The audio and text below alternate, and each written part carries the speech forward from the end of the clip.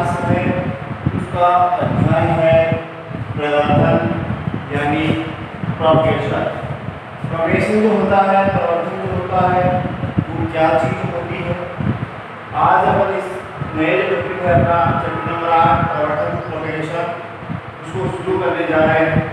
तो अपने को इस चीज का ध्यान होना चाहिए कि जो प्रवर्धन है वो होता क्या है, प्रोग्रेशन क्या होता है।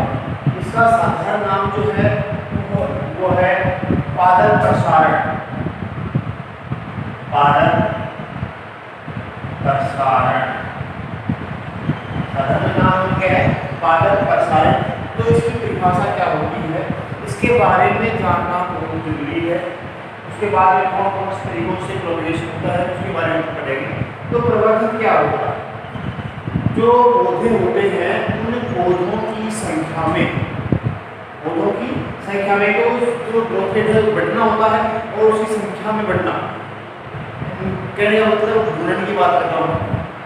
तो जो पौधे होते हैं उन पौधों की जो संख्या है उसमें लगातार या सतत वृद्धि करते रहना क्या कहलाता है, प्रवर्धन कहलाता है। परिभाषा क्या होगी, पौधों की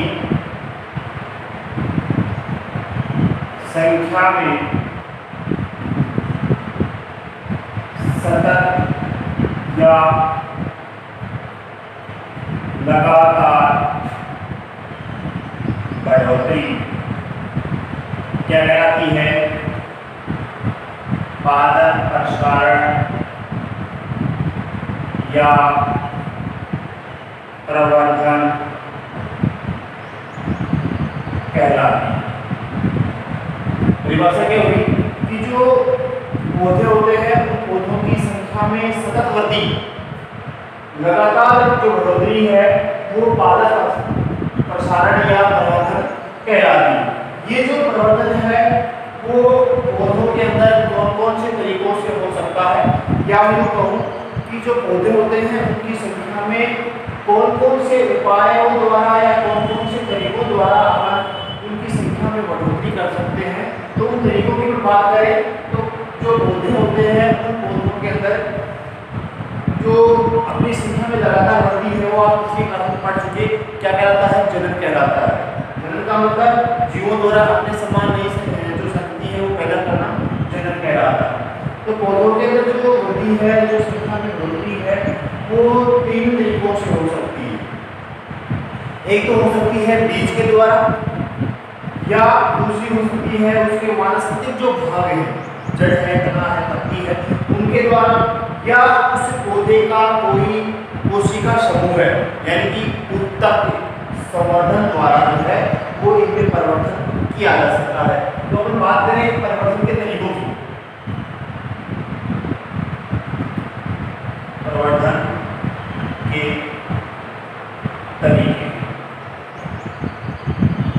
तरीकों की बात करें कि कौन कौन से तरीकों से जो पादप है उन पादपों की संख्या में लगातार या सतत वृद्धि की जा सकती है।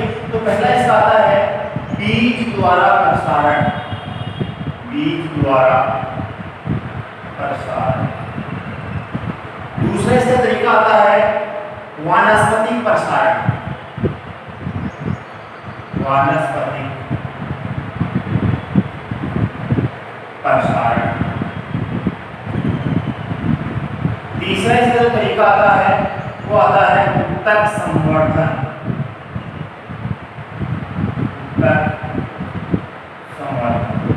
तीन तरीकों से अपन जो पादप है उनमें प्रोग्रेशन जो है उनकी संख्या में लगातार जो वृद्धि है, बढ़ोतरी जो है वो कर सकते हैं। पहला है बीज द्वारा प्रसारण, वानस्पतिक प्रसारण और उत्तक संवर्धन। जो बीज द्वारा अपन ने पहले इसके बारे में संक्षेप में थोड़ा पढ़ लें, फिर एक एक पॉइंट लेके अपन इसके बारे में जानकारी लेंगे। तो पहला है बीज द्वारा प्रसारण। ये जो प्रसारण है इससे तरीके में जो पादपों की संख्या में वृद्धि हो रही है वो किसके द्वारा हो रही है, बीज के द्वारा जो है उसकी संख्या में वृद्धि हो रही है। बीज का जो निर्माण है वो निषेचन प्रक्रिया द्वारा के बाद ही बढ़ता है। तो ये बीज का प्रसारण है उसको अपन लैंगिक प्रसारण भी बोल सकते हैं। क्या बोल सकते हैं, लैंगिक प्रसारण। ठीक है, क्योंकि इसमें दोनों जनकों की आवश्यकता होगी। बीज का निर्माण है तो बीज का निर्माण जो है वो करने के लिए नर और मादा दोनों जनकों की आवश्यकता होती है। तो बीज द्वारा जो प्रसारण है उसको हम क्या बोल सकते हैं, लैंगिक प्रसारण। दूसरा है वानस्पतिक प्रसारण। पादप जो होता है उसके वानस्पतिक जो भाग हैं वो कौन कौन से हो सकते हैं, जड़, तना, पत्ती आदि। जड़, तना और पत्ती, ये जो भाग है इनके द्वारा जब प्रसारण होता है तो उस प्रसारण को बोलेंगे अपन वानस्पतिक प्रसारण। इसमें नर और मादा दोनों में से एक जनक है तो बहुत है, क्योंकि जड़ तथा पत्ती जो है वो नर का भी हो सकता है और मादा का भी हो सकता है। इस प्रसारण जो है उसको अपन बोल सकते हैं अलैंगिक प्रसारण, तो बोल सकते हैं अलैंगिक प्रसारण। तीसरा आता है अपना उत्तक संवर्धन। क्या होता है, पादप जो होता है उस पादप का कोई भी कोशिका समूह लिया जाता है और उस कोशिका समूह को क्या बोलते हैं, उत्तक। ठीक है, उस उत्तक को या उस कोशिकाओं का समूह है जिसमें प्रवर्धन के गुण पाए जाते हैं उसको प्रयोगशाला में रखा जाता है और उस प्रयोगशाला के अंदर उसको प्रवर्धन के अनुकूल परिस्थितियां पैदा की जाती हैं और उस उत्तक से जो मूल और जो प्रोसेस वाला जो भाग है उसका निर्माण होता है। कुछ समय बाद उसको जो फील्ड जो होती है उस फील्ड के अंदर उसको रोपित कर दिया जाता है। इस संवर्धन को बोलेंगे अपन उत्तक संवर्धन। ग्रीन के बारे में सामान्य जानकारी कि बीज द्वारा जो प्रवर्धन होता है वो लैंगिक प्रसारण होता है, वानस्पतिक में वो अपन अलैंगिक प्रसारण बोलते हैं और उत्तक संवर्धन जो है वो कोशिका के समूह द्वारा जो है वो नए पादप का निर्माण होता है। ये तो इनके बारे में सामान्य जानकारी। अब अपन पढ़ेंगे इनको एक एक पॉइंट को लेके चलें, थोड़ा सा विस्तार से हम पढ़ें। तो सबसे पहले हम जो पॉइंट है वो ले लें, बीज द्वारा प्रसारण।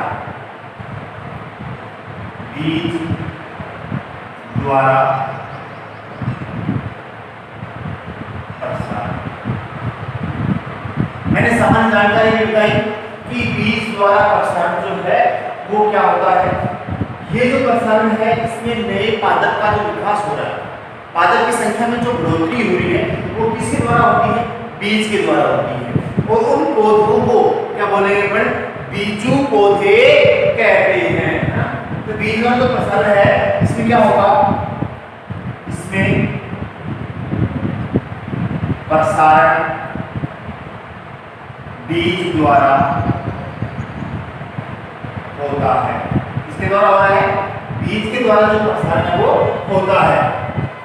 या जो नए पौधे जो हैं वो बीज के द्वारा तैयार किए जाते हैं, या कहोगे या नए पौधे बीज के द्वारा या बीज द्वारा तैयार किए जाते हैं, जिन्हें क्या बोलते हैं अपन, बीजू पादप। क्या बोलते हैं, बीजू पादप कहते हैं। ये जो प्रसारण है, ये जो प्रवर्धन है, इसमें जो प्रसारण हो रहा है पादपों की संख्या में जो वृद्धि हो रही है, बढ़ोतरी जो हो रही है लगातार, वो किसके द्वारा होती है, बीज के द्वारा होती है। और जो नए बीज के द्वारा जो पौधे तैयार हो रहे हैं उनको बोलते हैं बीजू पादप। ठीक है, ये जो प्रसारण है वो प्रवर्धन के काम में आने वाला एक तरीका है। इस तरीके से अपन नए पौधे जो है उसमें वृद्धि कर सकते हैं, उनकी संख्या में लगातार बढ़ोतरी कर सकते हैं। इस तरीके को अपनाने से फायदे हो सकते हैं, नुकसान हो सकते हैं, इसके बारे में भी जानना जरूरी है। तो इसके लाभ क्या है, बीज द्वारा प्रसारण है उसके कौन कौन से लाभ हो सकते हैं और कौन कौन सी हानियां हो सकती हैं, इसके बारे में भी अपन पढ़ेंगे। तो बीज द्वारा जो प्रसारण है इसमें जो नए पौधे हम तैयार कर रहे हैं वो कम खर्च में अपन आसानी से तैयार कर सकते हैं। तो पहला जो फायदा है वो क्या है कि इसमें कम खर्च में कम खर्च में ही पौधे तैयार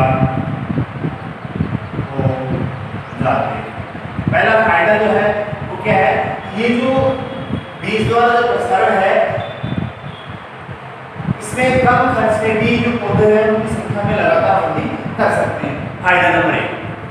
2 नंबर फायदे की अगर बात करें तो ये जो पौधे होते हैं, बीज वाले जो पौधे होते हैं, बीज जो पादप होते हैं, इन पादपों के अंदर जो परिस्थितियां जो आती हैं वातावरण में, चाहे वो जैविक हो चाहे अजैविक हो, दोनों प्रकार की जो परिस्थितियां जो है उनको सहन करने की क्षमता जो है वो अन्य पौधों की अपेक्षा क्या होती है, ज्यादा होती है। तो दूसरा जो है फायदा वो क्या है, बीजू पौधों में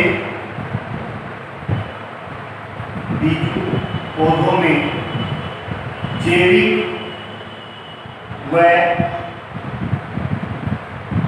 अजैविक सहनशीलता की क्षमता होती है।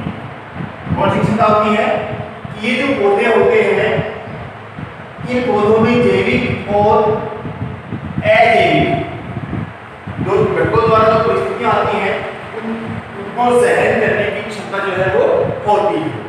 इसके अलावा हम बात करें, ये जो पौधे होते हैं, बीजू जो पौधे होते हैं, ये पौधे विभिन्न जो रोग हैं उनको लड़ने की शक्ति, क्योंकि यहाँ पर देखो जैविक और अजैविक सहनशीलता पाई जा रही है, तो ये विभिन्न जो परिस्थितियां हैं उनसे लड़ सकते हैं।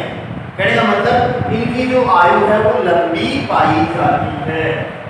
ये जो पौधे होते हैं, ये पौधे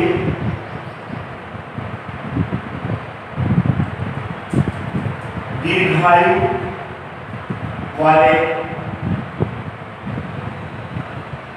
होते हैं।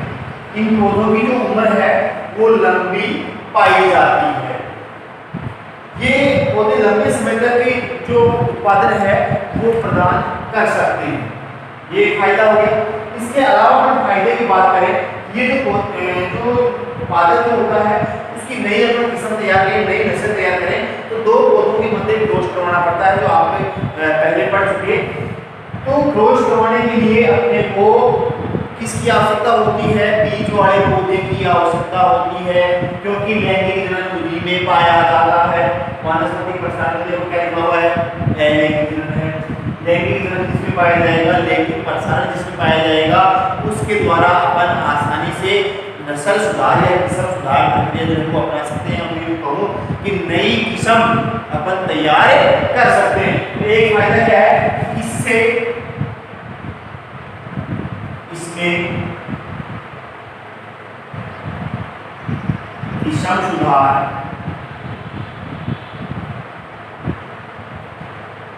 कर सकते हैं। क्यों कर सकते हैं, क्योंकि प्रजनन के द्वारा, क्योंकि नई किस्म तैयार के लिए, नई किस्म के लिए प्रजनन की आवश्यकता होती है। इसकी आवश्यकता होती है, प्रजनन की आवश्यकता होती है। तो किस्म सुधार जो प्रक्रिया है वो आसानी से अपन जो बीज द्वारा प्रक्रिया है उसके द्वारा अपन कर सकते हैं। इसके अलावा अपन फायदे की बात करें तो जिनमें वानस्पतिक प्रसारण नहीं पाया जाता है, जिनमें उत्तक संवर्धन नहीं पाया जाता है, उनके लिए बीज द्वारा जो प्रसारण है वो ही मान्य होता है। ये होगी इसके लाभ। पहला लाभ कौन सा है, कम खर्च में तैयार कर सकते हैं। दूसरा जैविक और अजैविक सहनशीलता पाई जाती है। दीर्घायु वाले पौधे होते हैं, किस्म सुधार कर सकते हैं। इसके अलावा जो तरीका था कि जो वानस्पतिक प्रसारण में नहीं पाया जाता है उनमें ये जो प्रक्रिया है वो क्या है, उपयोगी होती है। ये थे इसके फायदे। अब कुछ हानियां भी हैं, उन हानियों की हम बात करें तो हानियां कौन कौन सी पाई जाती हैं। हानियां। पहली जो हानि है वो क्या है कि वानस्पतिक प्रसारण बातें पढ़ेंगे। ये पहली जो हानि है बीज द्वारा जो प्रसारण हो रहा है उसके जो गुण होते हैं वो गुण उसकी जो पीढ़ी थी, जनक पीढ़ी जो थी वानस्पतिक जो मातृ जो पौधा था उसके समान गुण नहीं पाए जाते हैं। नए लक्षण जो है वो तैयार होते हैं क्योंकि दोनों जन्मों की आवश्यकता होगी। दोनों जन्मों की आवश्यकता होगी या तो नर के लक्षण आएंगे या मादा के लक्षण आएंगे या दोनों के जो लक्षण हैं वो निश्चित होकर और नए लक्षणों की उत्पत्ति है वो होती है। तो पहली हानि क्या है कि इसमें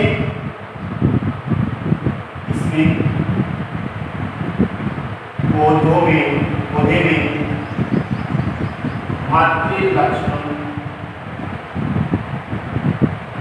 के समान में लक्षण मातृ पौधे के समान नहीं पाए जाते। ठीक है, पहले हानि क्या होगी, ये जो पौधे होते हैं इनके जो लक्षण हैं वो लक्षण मातृ जो पौधा है उनमें नहीं होते। इसके अलावा दूसरे जो देखिए जो हानि की बात करें, ये जो पौधे होते हैं इन पौधों के अंदर जिनमें वानस्पतिक प्रसारण है, जिनमें बीज का निर्माण नहीं होता है, जिनमें बीज का निर्माण नहीं होता है उनमें ये प्रक्रिया संभव नहीं है। दूसरी जो हानि है वो क्या है, जिन पौधों में बीज नहीं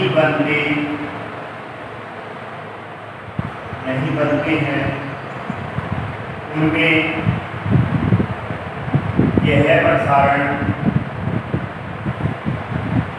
असंभव है। क्या है, असंभव है। जिन्हें बीज का निर्माण नहीं होता उन पौधों के अंदर बीज द्वारा जो प्रसारण है वो हम नहीं कर सकते। तो बात करूं एग्जांपल की, केला बीज का निर्माण नहीं होता तो इसके द्वारा प्रसारण नहीं होता।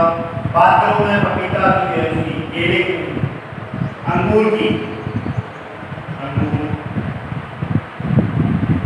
अनानास, ये जो है इनके अंदर जो प्रसारण है वो नहीं पाया जाता है। कौन सा प्रसारण, बीज द्वारा प्रसारण, क्योंकि इनके बीज का निर्माण नहीं होता।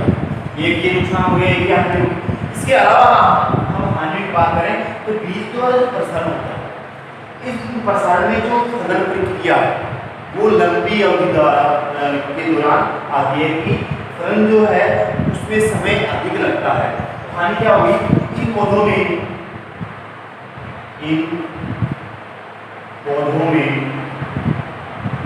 फलन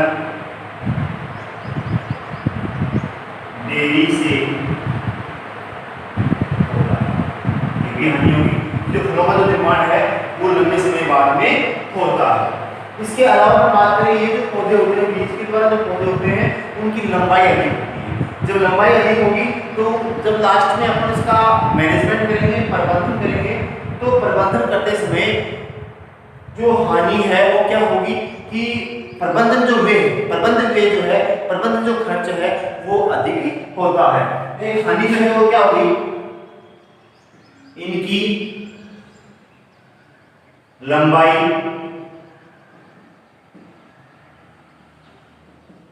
अधिक होने से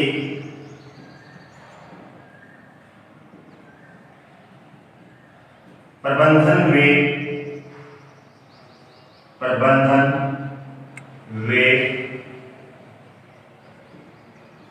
अधिक खर्च प्रबंधन वे अधिक होता है। ये भी नुकसान है क्योंकि प्रबंधन अपन करेंगे, मैनेजमेंट करेंगे तो साधनों की आवश्यकता होगी और साधनों में जो खर्चा है वो क्या होगा, अधिक होता है। तो ये था पहला अपना प्रसारण, बीज द्वारा प्रसारण। इसके कुछ लाभ हैं, कुछ हानियां हैं। बीज द्वारा प्रसारण जो है वो क्या होता है। ठीक है, आई होप आपके समझ में आया होगा। आज का अपना नया चैप्टर था प्रवर्धन यानी प्रोपेगेशन। उसमें अपन ने जो प्रवर्धन होता है उसकी परिभाषा पढ़ ली, जो प्रवर्धन है प्रोपगेशन, उसका तरीका पर अपने पढ़ लिया कि कौन कौन से तरीकों के द्वारा जो प्रबंधन है वो कर सकते हैं। उसमें कई तरीके थे, बीज द्वारा प्रसारण, वानस्पतिक प्रसारण, उत्तक संवर्धन। बीज द्वारा जो प्रसारण है उसको क्या बोल सकते हैं, लैंगिक प्रसारण। वानस्पतिक जो प्रसारण है उसको बोल सकते हैं अपन अलैंगिक प्रसारण, और तीसरा था उत्तक संवर्धन। यहाँ से अपन बात करें इन तीनों की, तो स्वाभाविक जो है सामान्य जो परिभाषा है, सामान्य जो जानकारी है वो इस क्लास में अपने जानी। फिर हमने एक एक पॉइंट लेके अपन चले। तो पहला आज का जो अपना मेन पॉइंट है वो है, पहला जो तरीका है प्रसारण का वो है बीज द्वारा प्रसारण। इसमें जो पौधे हैं वो किसके द्वारा तैयार होते हैं, बीज के द्वारा तैयार होते हैं, और उन पौधों को बोलते हैं बीजुपालक। ये जो पौधे हैं उनके कुछ लाभ हैं, कुछ हानियां हैं, इनके बारे में हमने आज जानने की कोशिश करी। कल की जो नेक्स्ट क्लास अपनी होगी उस क्लास में हम पढ़ेंगे वानस्पतिक प्रसारण और उत्तक संवर्धन के बारे में। एक एक पॉइंट पढ़ेंगे तो मेरे ख्याल से आपके ज्यादा समझ में आएगा। लगातार जो सभी पॉइंट समझने के लिए हमारा जो YouTube चैनल है उससे लगातार क्लासें लेते रहें तो ज्यादा बेटर या ज्यादा बेहतर जो समझ में है वो आएगा। ठीक है, नेक्स्ट जो क्लास होगी उसमें अपन पढ़ेंगे वानस्पतिक प्रसारण और उत्तक संवर्धन के बारे में। तब तक के लिए धन्यवाद।